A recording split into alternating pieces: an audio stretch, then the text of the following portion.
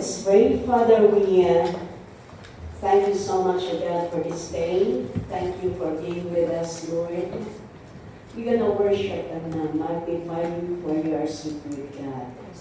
Thank you for all this opportunity that you're giving us, Lord, to come together to worship and magnify you. Yes. And Father, I pray that bless us, Lord, and give us your wisdom, the divine knowledge, Lord, even those who are joining us online.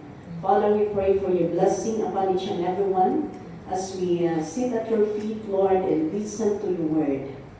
And speak to us, O God, and give us your message. Father, thank you. Bless your people in Jesus' name. Amen. Amen and amen. Okay, pwede tayong maupo.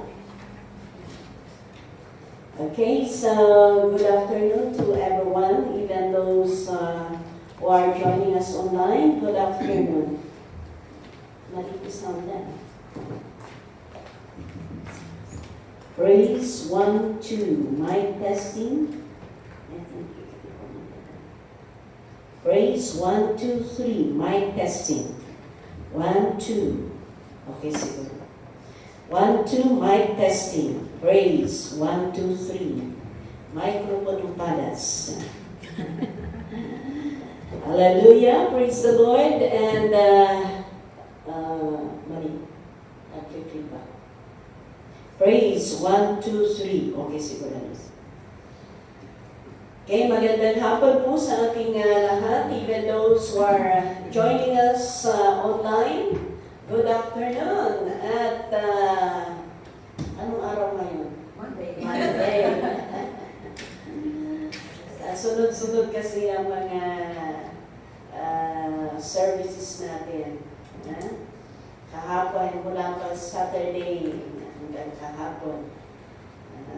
Praise God for all this opportunity. And let us listen to the word of the Lord. And I would like us to open our Bible in Romans chapter 14. Okay. Our topic this afternoon is about accountability. Yeah. Believers' accountability. Alam niyo, may mga accountability po natin bilang isang nananampalataya sa Panginoon. Hindi po tayo basta nabuhay sa mundong ito for nothing. But God had created us for a purpose.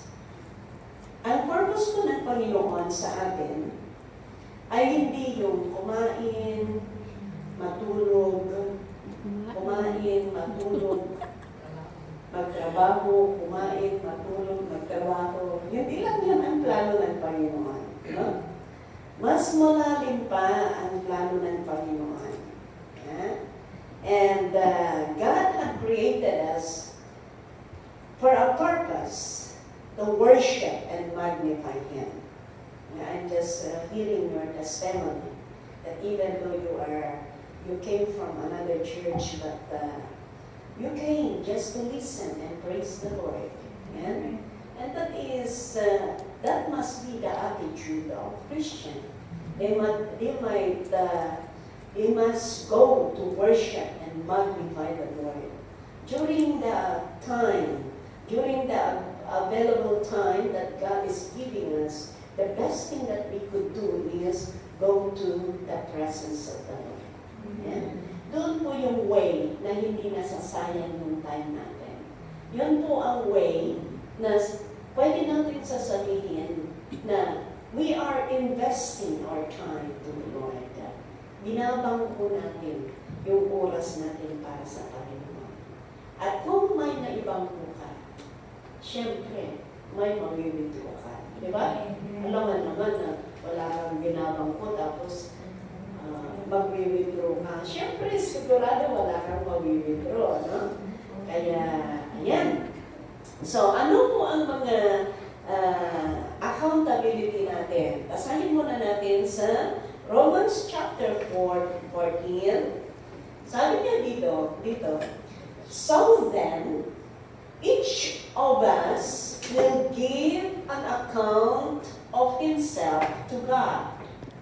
And next verse please.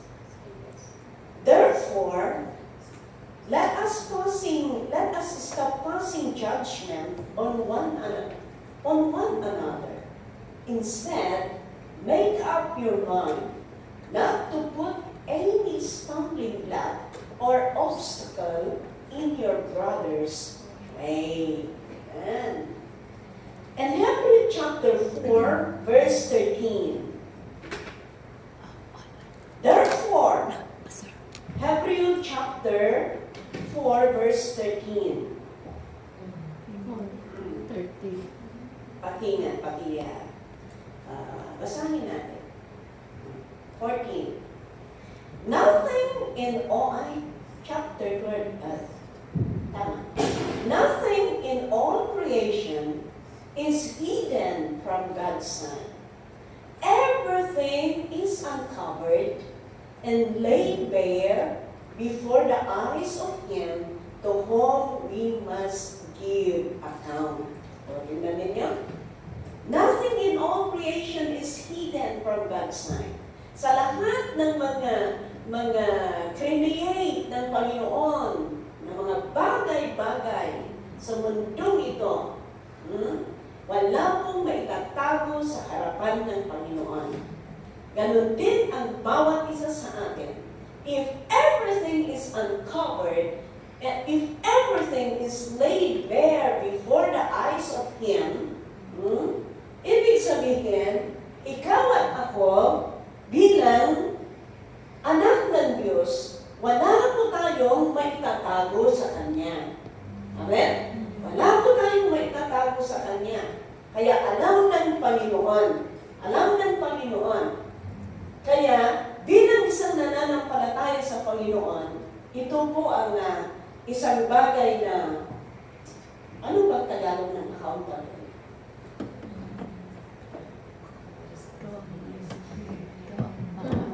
Accountability. Pananagutan? O responsibilidad? Pananagutan. Bigyan ng Ikaw ang pananagutan. Tama yun? Yan, sa Panginoon. Unang-una, okay? Unang-una is yung ating faith sa Panginoon. Kumusta ang faith mo sa Panginoon? Kaya, alam niyo, sinisingilin ng Panginoon niya. Sasagutin natin sa Panginoon niya. Alam natin na bilang isang nananampalataya sa Panginoon, yung faith natin, yan po ang mahalaga bilang isang nananampalataya. You will not be saved without faith. Okay? Kaya kung nananampalataya ka na sa Panginoon, huwag mong hahayaan na mawawala na yung pananampalataya mo. Huwag mong hahayaan na manlalamig ka na sa pananampalataya mo.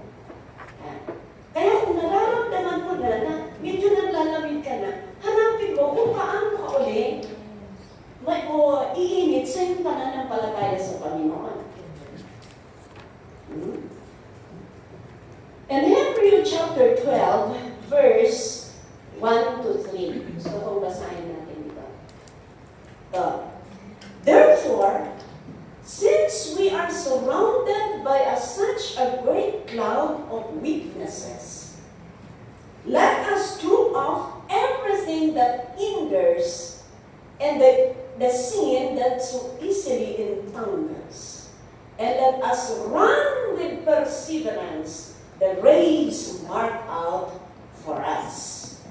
My point in here is that we need to run with perseverance.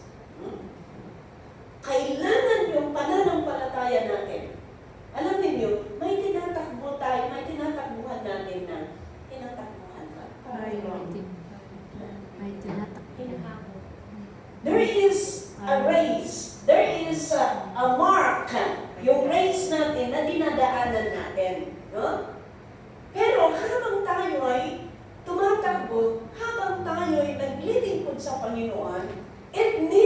perseverance. Yeah? Para hindi ka matutumba, para hindi ka mawawala sa iyong paglilingkod sa Panginoon, sa iyong faith sa Panginoon, we need perseverance. Yeah? Kailangan natin ang perseverance. Verse 2, anong sabi doon? Let us fix our eyes on Jesus. Aside from perseverance is, let us fix our eyes on Jesus. Alam mo kasi ganito yan. Kung hindi mo ituon sa Panginoon ang pananampalataya mo, at ituon mo sa kapatid mo, kung magkakamali yung kapatid mo, malilismaya ka na. Kung malilismaya ka na, wala na. Ayaw mo na. Ganon. So, anong mangyayari sa faith mo? Mawawala. Kaya kung yung faith mo talagang tunay na nakafix sa ating Panginoon, ano man ang pagkakamali ng kapatid mo, why effect yan? Why? Because you know if you know, na ang kapatid mo tao din yan. Kagaya mo. Kung nagkakamali ka, magkakamali din yung kapatid mo. Kaya huwag mong ituon sa Kanya. Fix your eyes on Jesus. Kasi ito po, sigurado po ito. Sabi niya doon, let us fix our eyes on Jesus, the author and the perfecter of our faith. Hope for the joy set before Him, endure the cross, scarring His shame, and sat down at the right hand of the throne of God. Yan. Kaya napakaganda po yung talagang, alam niyo, hindi tayo makapagpatuloy sa ating pananampalataya sa Panginoon kung hindi talaga nakatuon, nakafocus yung faith natin sa Panginoon. Dahil ang daming mga bagay-bagay na nangyayari sa mundo para madismaya ka. Ang daming mga pangyayari sa mundo na kung hindi ka maging careful, mai-divert yung attention mo. Kaya kailangan, para hindi tayo mawala dahil sisingilin ng Panginoon ang faith natin, kailangan ang perseverance. Another, kailangan, let us fix our eyes on Jesus. And verse 3, ano yung sabi sa verse 3? Consider Him who endured such opposition from sinful men, so that you will not grow weary and lose heart. Ayan. Kaya kailangan talagang tingin sa Panginoon para hindi tayo mag-weary, hindi tayo mawalan ng gana sa paglilingkod. Kailangan talagang huwag natin itingin sa mga tao na makasalanan ang ating pananampalataya. Kundi itingin natin sa ating Panginoon. Amen? Amen. And Hebrews chapter 4, verse, nabasa natin kanina. And Psalm chapter 9, verse 10, I should say. Those who know your name will trust in you. For you, O Lord, have never forsaken those who seek you. Tingnan ninyo. Kaya tayo nananampalataya sa Panginoon. Let us just trust the Lord in everything. Yan. At yung problema natin, ang daming mga problema. Yan. Kung minsan, hindi mo alam, na-determinate ka pala. Ang iba naman, na-determinate. Ang iba naman, biglang dadalhin sa hospital. Ang iba naman, biglang pinapauwi. Ang iba naman, biglang na-stroke. Iba-ibang mga pangyayari sa buhay na ito. But we thank the Lord because we came to know Him, that everything, if you are a child of God, everything, you know Him, you know that God is in full control of everything. Yeah?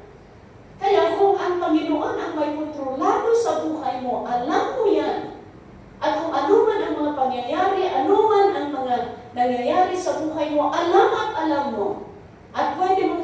and things will work together for good to those who love Him. Kaya kung alam mo ang salita ng Panginoon, hindi ka basta-basta madidissuade sa iyong pananampalataya. Kaya napakaganda po yung talagang lumalim tayo sa salita ng Panginoon. Because as you learn, as you know deeper the Word of God, it means you know God. And if you know God, you know your direction. If you know your direction, you will not be confused and you will not be dissuaded. Kaya, ayan, patuloy pa rin tayo na makinig. Patuloy pa rin tayo na mag-aral sa salita ng Panginoon. Okay, kaya ingatan natin ang pananampalataya natin.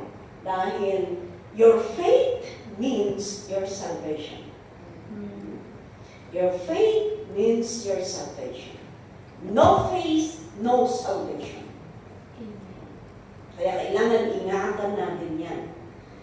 Pangalawa, nasisingilin ang Panginoon sa atin. Pangalawa is, ayan, for what you said. Kung ano ang sinabi mo. Masisingil pala yun. Kung sinabi mo, Lord, pupunta ako sa magpuri sa'yo. Tapos hindi ka pumunta. Isang singil yun. Lord, sabi mo, Lord, maglingkod ako. Tapos hindi ka naman naglingkod. Another singil yun. Lord, pangako ko, kung may trabaho ako, ibibigay ko ang tithes ko sa iyo. Nung hindi mo ginawa, isang singil yun. Alam niyo, napakapangit yung magsalita ka na hindi mo tinutulay.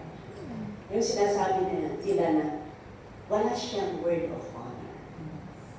Yan. Ayaw ng Panginoon yan. Kaya doon sa Matthew chapter 12, verse 36. Matthew chapter 12, verse 36, sabi niya, but I tell you that men will have to give account on the day of judgment for every careless word they have spoken.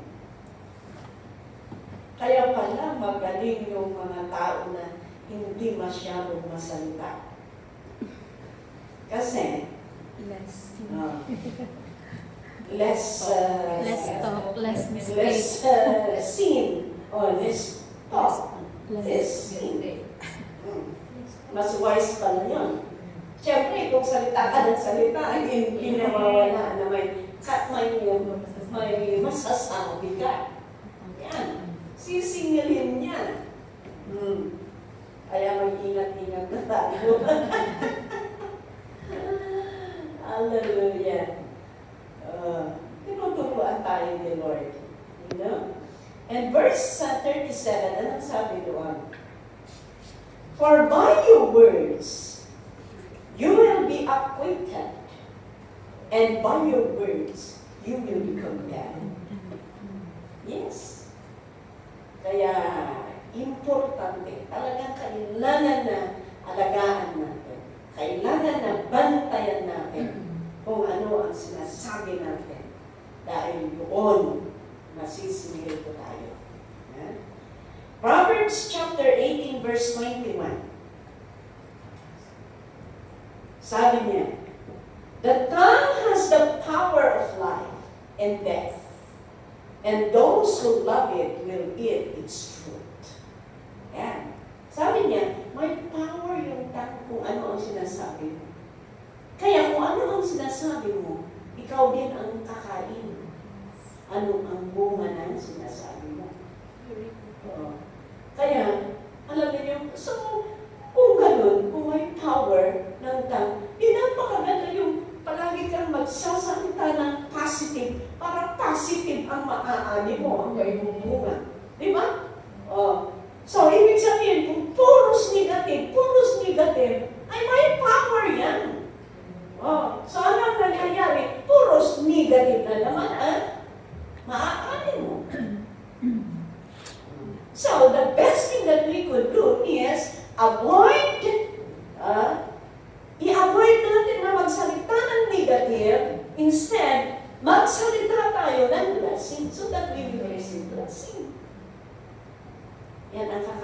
natin. Napakatanim naman yung kinakain mo, yung fruit ng mga salita mo, puros negative. Kaya magano din tao na kasi. May tao na gano'n. Kahit positive ka, binabang ka palagi. No? Binabang ka palagi. Tapos, puros negative.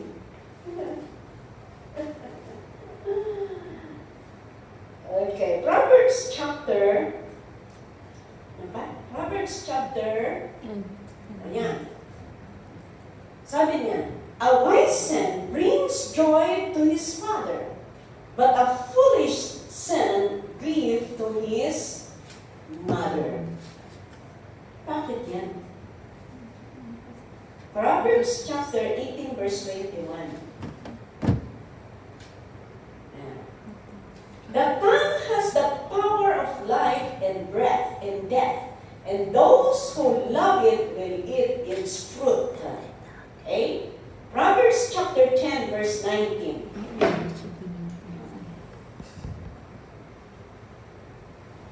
Kaya, those who love it, sabi niya dito, will eat its fruit.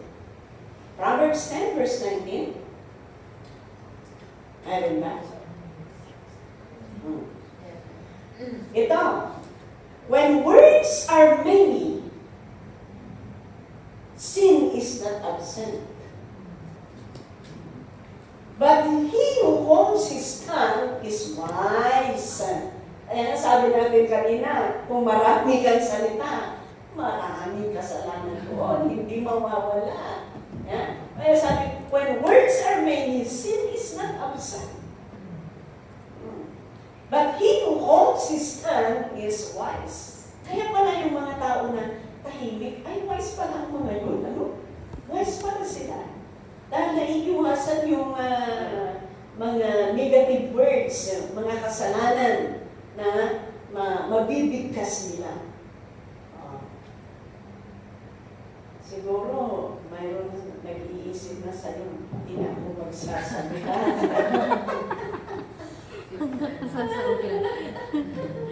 Hindi naman. Ang ano lang, we need to be careful. We need to be wise what we are saying.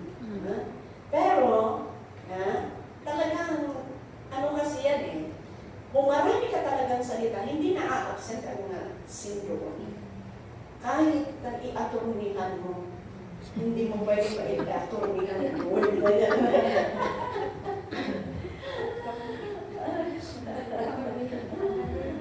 Pero sabi niya, maganda eh, kasi sabi niya dito, but he who holds his tongue is wise. Ibig sabihin, yung mga magtimpi, no? Hindi yung bumangira, no? Kung bumangira ka, talaga kung ano yan. But if you know how to hold your tongue, then you are wise. Ayan, kaya ingatan natin ang sinasabi natin. Dahil masisingil tayo. Masisingil tayo. So, another is, number 3.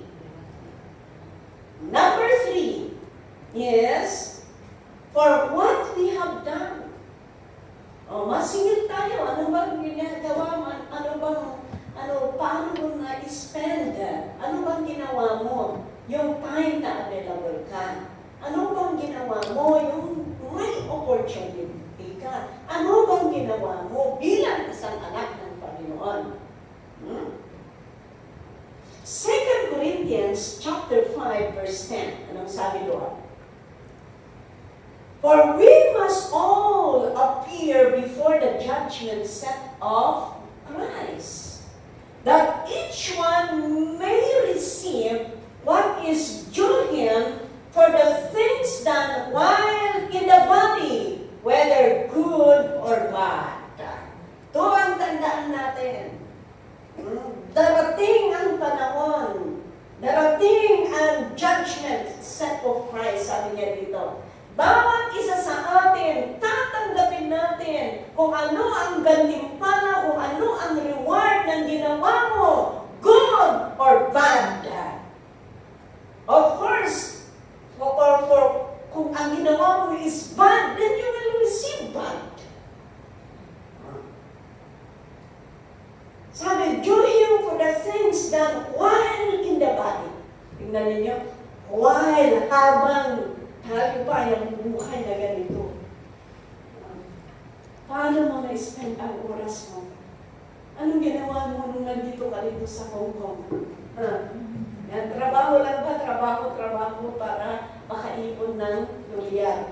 Aywan ko kung nakaipon ka ng durian. No? Receive mo ng ipon mo. Ito, tandaan natin dito. Kahit makaipon tayo, sabi yung nag-testimony na kababalik kahapon. Kababalik galing ng Pilipinas na nag-for good. Kababalik niya.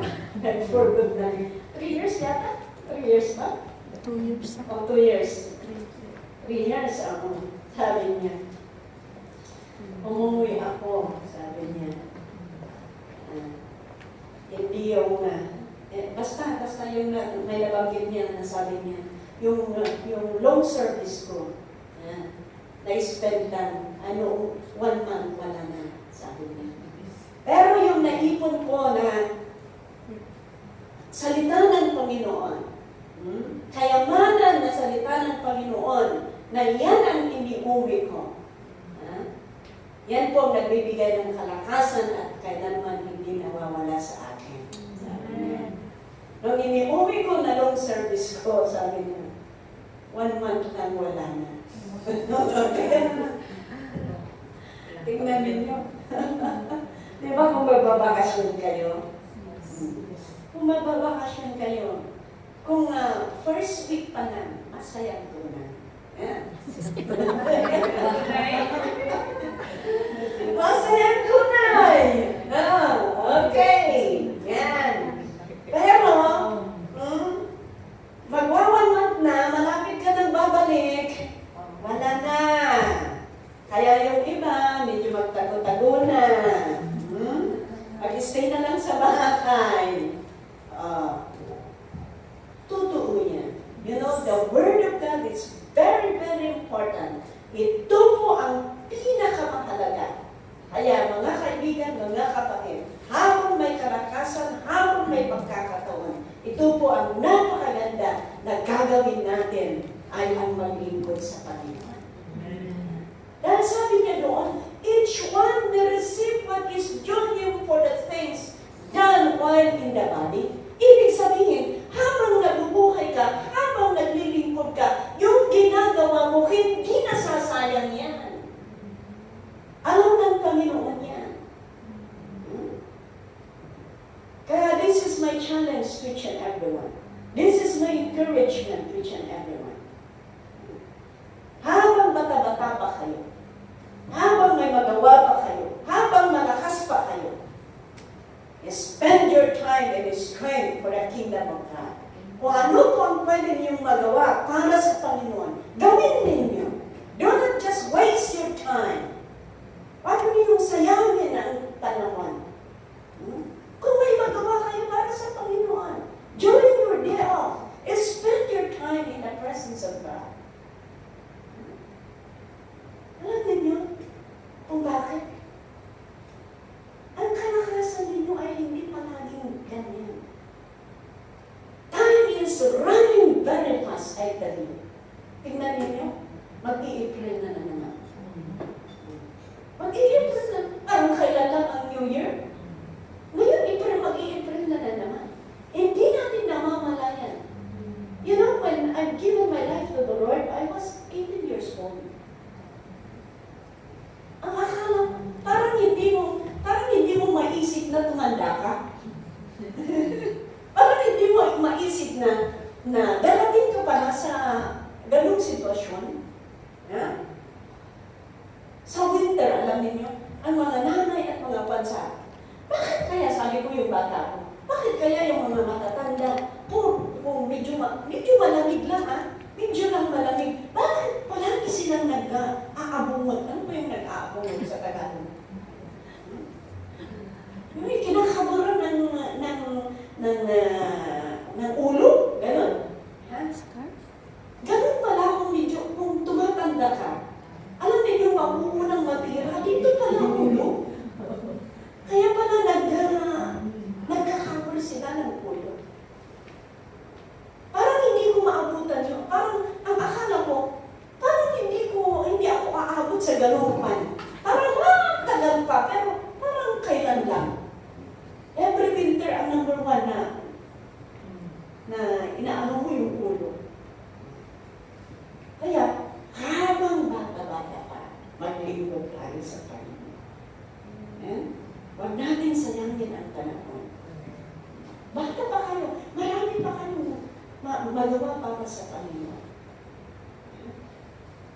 Kaya, as I keep on saying, I am also running 55 na. Running pa lang na hindi ah. Mag-55 din ako sa August. That's why I keep on challenging myself also. Palagi kong sinasabi, Evelyn, you need to do your best. You need to do your best. Why? Because kung magsi-60 ka, magsi-65 ka man, onward, hindi mo na magawa yung ginagawa mo. Ganun. Hinahangaan mo itong mga kasama ko nga dito eh. Si Pastora Sonia, senior na. Si Pastora Dominga. Malapit na. Malapit na. Ako, medyo lumalapit na. Malayo pa pero malapit. Si Pastora Glenda, medyo malayo-layo ka. But this is my challenge with you. Huwag natin sayangin because sisilipin tayo ng Panginoon kung ano ang ginawa natin.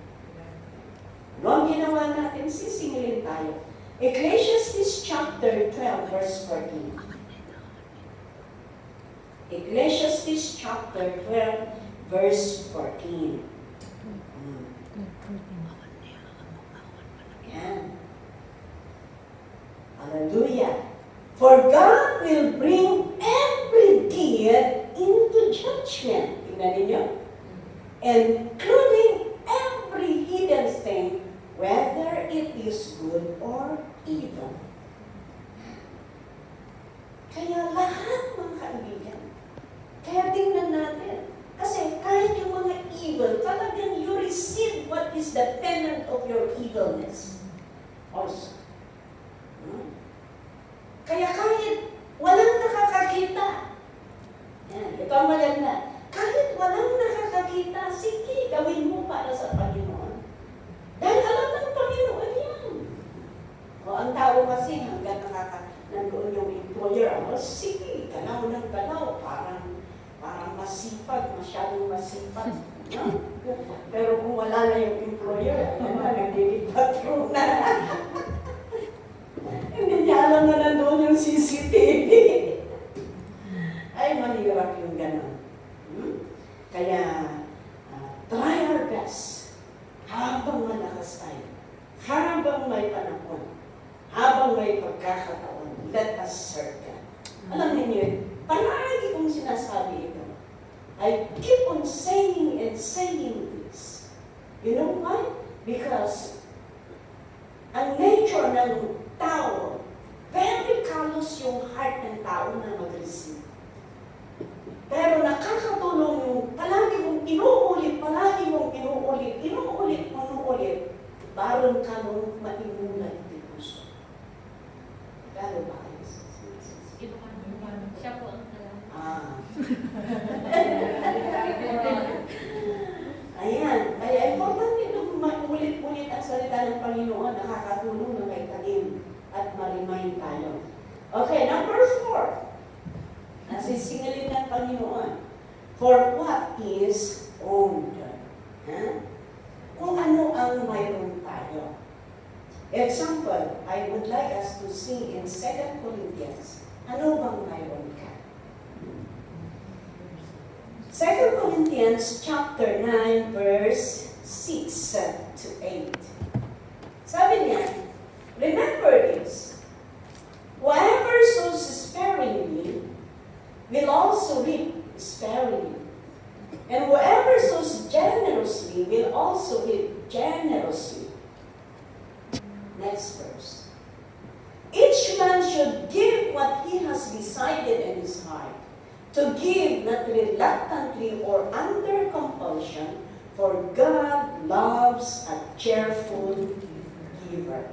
Verse 8. And God is able to make all grace abound to you, so that in all things, at all times, having all that you need, you will abound in every good work. Kaya sige lang. Magtanim. Kung mayroon kang itatanim, magtanim.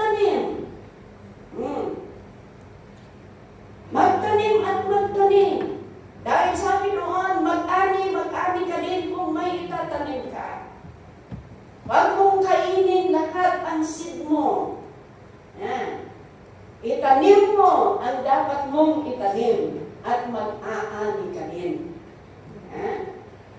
I-bless ng Panginoon. Ibig sabihin, kung ano meron tayo, salamat sa Panginoon, dinala tayo dito para mag-trabaho. Dinala tayo ng Panginoon dito, binigyan tayo ng work. Are you still working or terminated? May amo na po. May amo na. Oh. Kung nag-terminated man kayo, baka sabi ni Lord, magpahinga ka. Pasalamat tayo na sa Panginoon.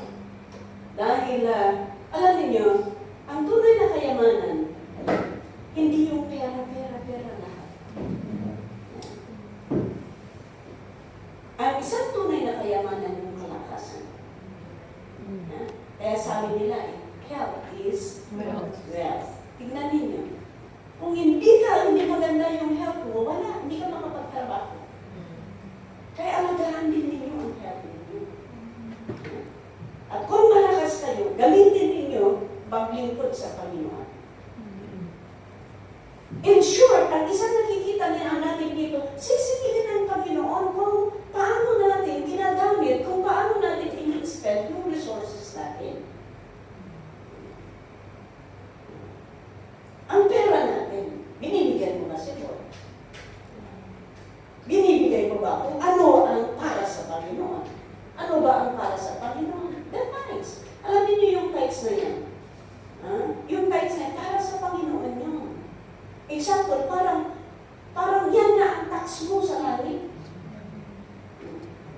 Kung hindi mo binibigay yung tithes mo, kahit masasaktan ka sa akin, tax evader ka. Maraming nabibilang mo dahil hindi sila nagbabayad ng tax. Diba sa Pilipinas? But God had promised that He will bless you. If you give what is due to the Lord and give your offerings to the Lord, God will bless you. God will bless you. And the proper time, itinuro ko kahapon, alam niyo yung Samaritan? Yung Samaritan, inasikaso niya, pati pera niya, pati donkey niya. Inasikaso niya yung isang masakit. Alam niyo yung sabi, at sabi niya sabi niya, okay, bantayan mo ito. Kung may extra expense ka pa, I will reimburse you if I will come back. Alam niyo mga kaibigan, yung mga binibigay ninyo sa Panginoon, there will be a time that God will reimburse it to you. Sabi ng Panginoon, there is a proper time, just do good. In Galatians chapter 6 verse 9, gusto kong basahin natin yun. Galatians chapter 6 verse 9, paki-flash.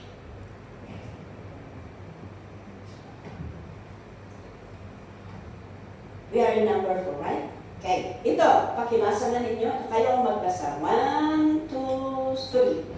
Let us not become weary in doing good, for at the proper time we will reap a harvest if we do not give up. Oh, you see? Sabi niya, let us not become weary in doing good. Sige lang. Tingnan ninyo ito At the proper time, sabi niya, there is a proper time. There is a proper time. Kung parang nararamdaman mo man na hindi ka umaani ngayon, but there is a proper time for you. May oras ka din. May araw ka din. Amen? Amen. Hindi naman pwede magtanim ka ngayon,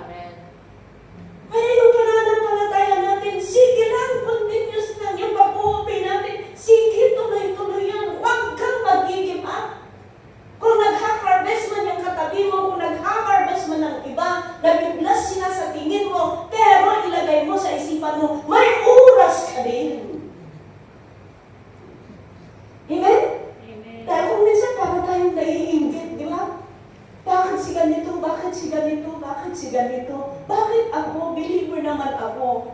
Bakit hanggang ngayon wala pa akong na-experience ng blessing? May oras ka din. Huwag kang mag-give up. Pero siguraduhin mo, may itinatanim ka. Alam na naman mag-aani ka kung wala kang itinanim. Hindi pwede yun. Hindi pwede yun. Kaya, kung mag-aani, kaya sabihin mo sa katabi mo, may oras ka din. You will reap a harvest, sabi niya. For at the proper, tingnan niyo, there is proper time. There is allotted time. There is perfect time for you. Kaya huwag kang mag-give up. Amen. Hallelujah. Praise God. Okay. Proverbs chapter 19 verse 17. Sige, kayo nang magbasa. 1, 2, 3. He who is kind to the poor lends to the Lord, and He will reward him for what he has done. O, tingnan ninyo. Yan. Yung mga talagang he who kinds to the poor.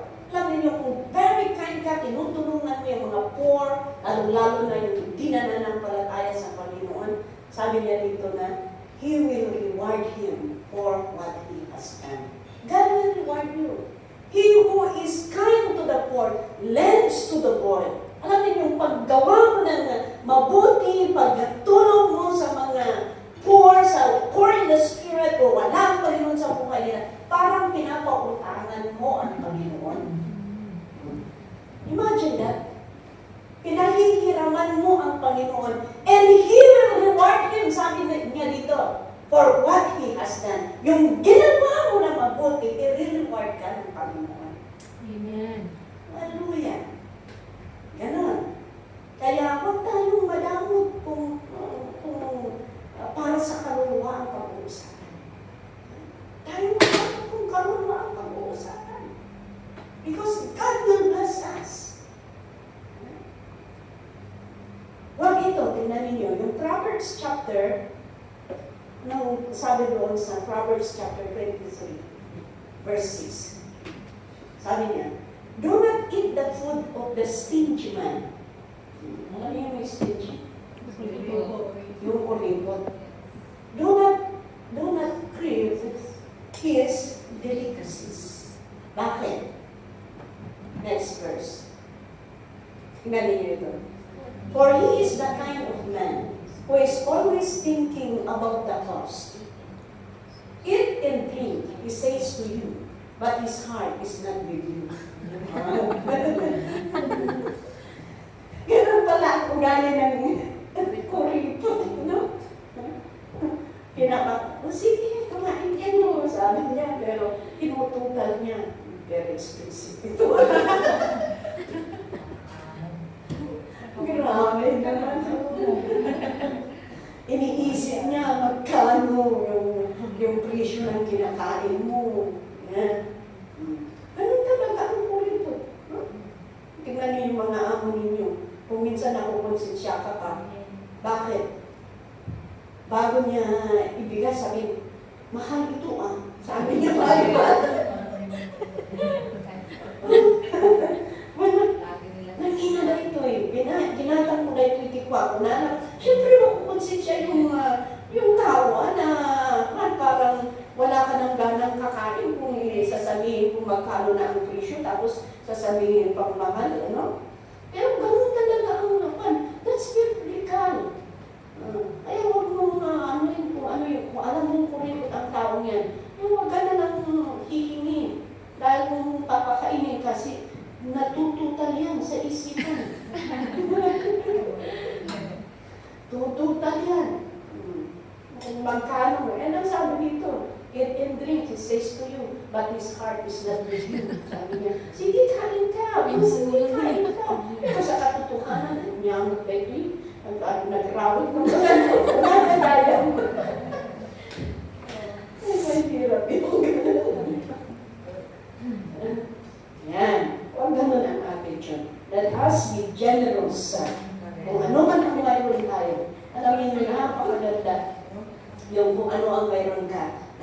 ay para sa Panginoon. Gamit para sa Panginoon. Kaya, kung marami kang naitanim, marami ka rin aanihin. Kaya kung yung katabi mo maraming tinanim yan at maraming aanihin, huwag kang umapal. Umapal? Ringgit. Huwag kang maringgit dahil marami siya kasing tinanim. Siyempre, ganun, di ba? Lahat, tingnan ninyo yung mga farm. Mga farm, kung ano ang maraming tinanim, maraming aanihin talaga. Ikumpara mo sa isang ano lang, isang kabad lang o 5 kabad lang, kasi maliit yung itinanim. Hindi po unfair ang Panginoon, I tell you. Our God is a God of justice. Balance yan. Talagang yan. Hindi po siya liar. Okay. So, let's go now to the last. Ito. For what was known and told to. Yan. Kung ano ang nalaman mo at kung ano ang naituro or itinuro mo. Ganon. Let us see in Philippians chapter 4. Basahin na natin. Philippians chapter 4 verse 8, sabi niya, finally, brothers, whatever is true, whatever is noble, whatever is right, whatever is pure, whatever is lovely, whatever is admirable, if anything is excellent and praiseworthy, think about such things. Kaya, yan ang isipin natin. Dapat sana ay positive, yung maganda ang gagawin natin. And 2 Timothy chapter 2 verse 2, anong sabi doon? And the things you have heard me say in the presence of many witnesses, entrust to reliable men who will also be qualified to teach others.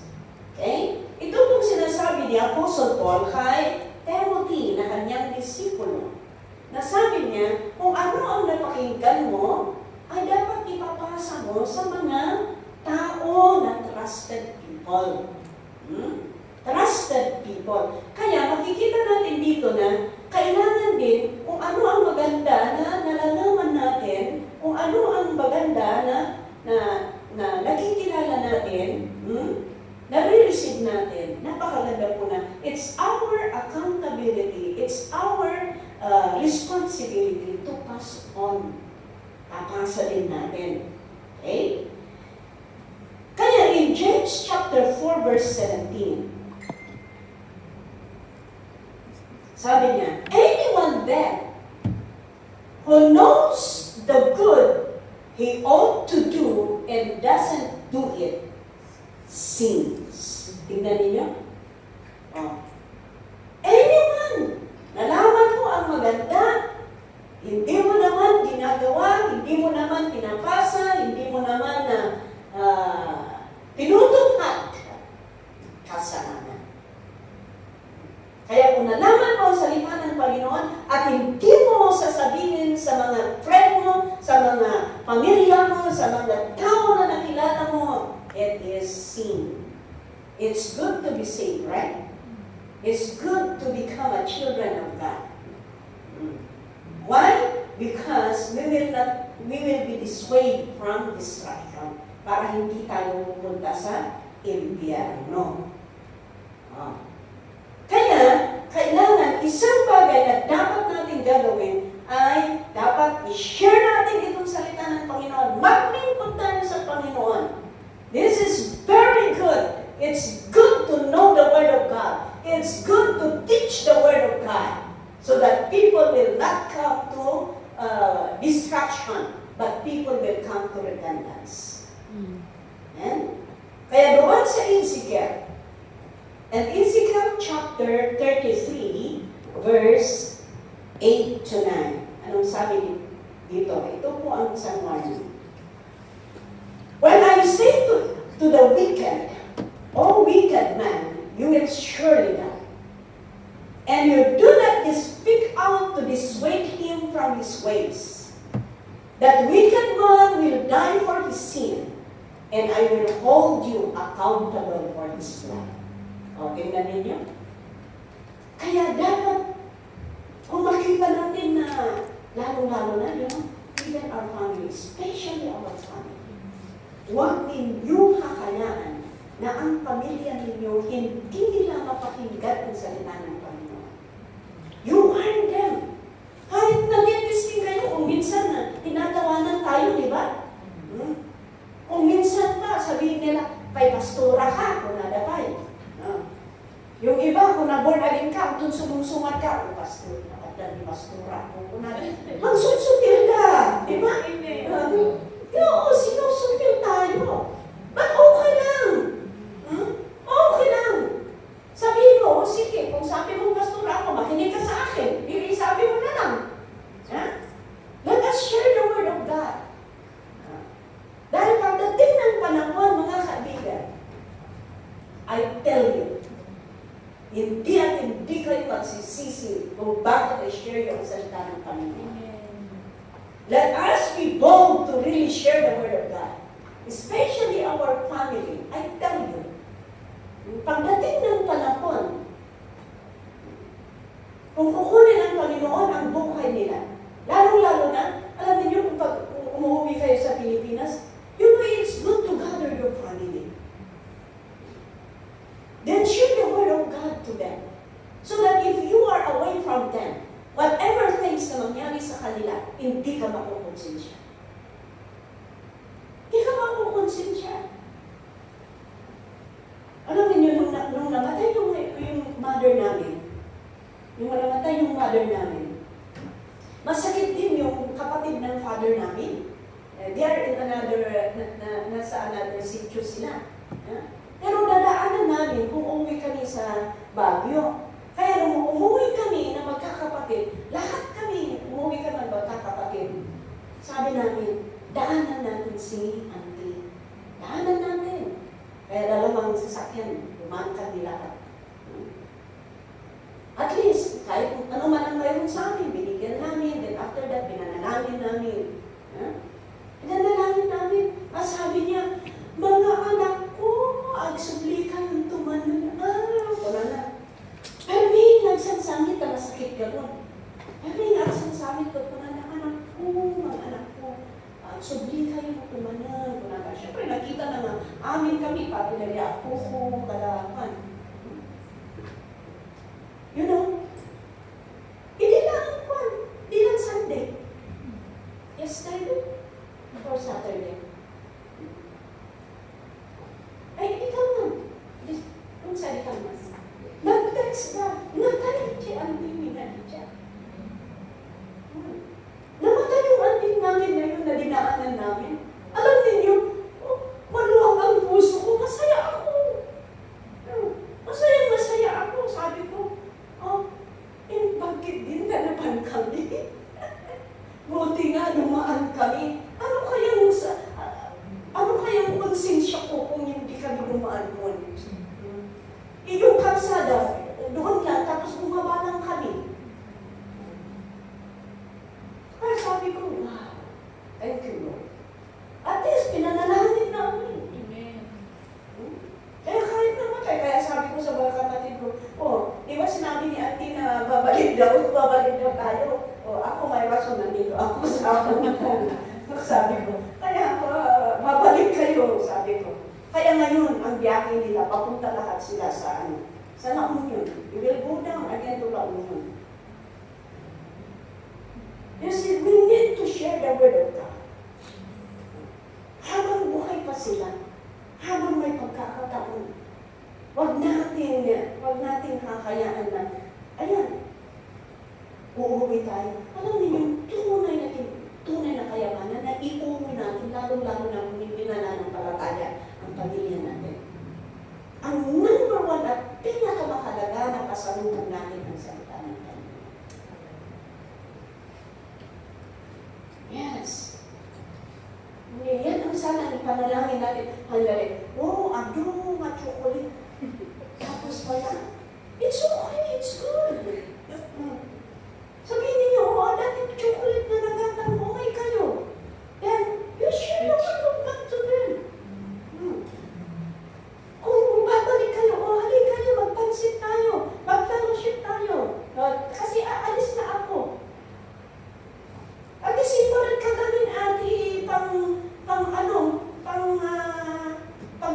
mo sa kanila kahit ng pansit. Huwag mong gastusin lahat tapos sa irasyon mo, awan gawin ipasa mo. Maglaan ka kasi. And just cook whatever. And kung nahihiya kang mag-share, then you ask some pastor or some leaders to come. Ganon. We need to do our best so that we could share the word of truth to them. Because ito po ang tunay na kayamanan. And the last verse in conclusion. In John chapter 10, verse 27. Last na to. Sabi niya, my sheep listen to my voice. I know them, and they follow me. Next verse, please. I give them eternal life, and they shall never perish. No one can snatch them out of my hand. Verse 29. My Father, who has given them to me, is greater than all. No one can snatch them out of my Father's hand. Kaya, tignan niyo. Secure tayo sa kamay ng ating Panginoon kung tayo'y mag-obey. Ito sa salita ng Panginoon. So, alagaan natin ang pananampalataya natin. What else? Ingatan natin kung ano ang sinasabi natin. Because we will be accountable for what we have said. Kailangan gawin natin ang best natin na gagawa para sa Panginoon because we will be judged according to what we have done. Okay? Ano pa? Kung ano ang resources natin na pwede natin gamitin para sa Panginoon. Because we will be accountable. We will be judged what we have owned. And the last one is, for what was known, kung ano ang nalaman natin, kung ano ang naituro natin, na kailangan ingatan natin yan at i-obey natin. Dahil kung gagawin natin yan, we will never be snatched from the hand of God. Ibig sabihin, secure tayo sa kamay ng Panginoon. Hindi tayo mawawala. Amen? Okay, so ito ang aking share sa hapon ito at pagpalain ko kayo ng Panginoon as we will continue to obey the word of God. Father God, bless your people. Bless your word that we have heard. Inculcate in our hearts, O God, so that the word that we have heard will not be snatched by the enemy. Father, thank you. Grip us, Lord, with the hollow of your hands, so that whatever situation, we will not be dissuaded in our walk with you. Father, thank you. Bless everyone, Lord, in Jesus' name. Amen.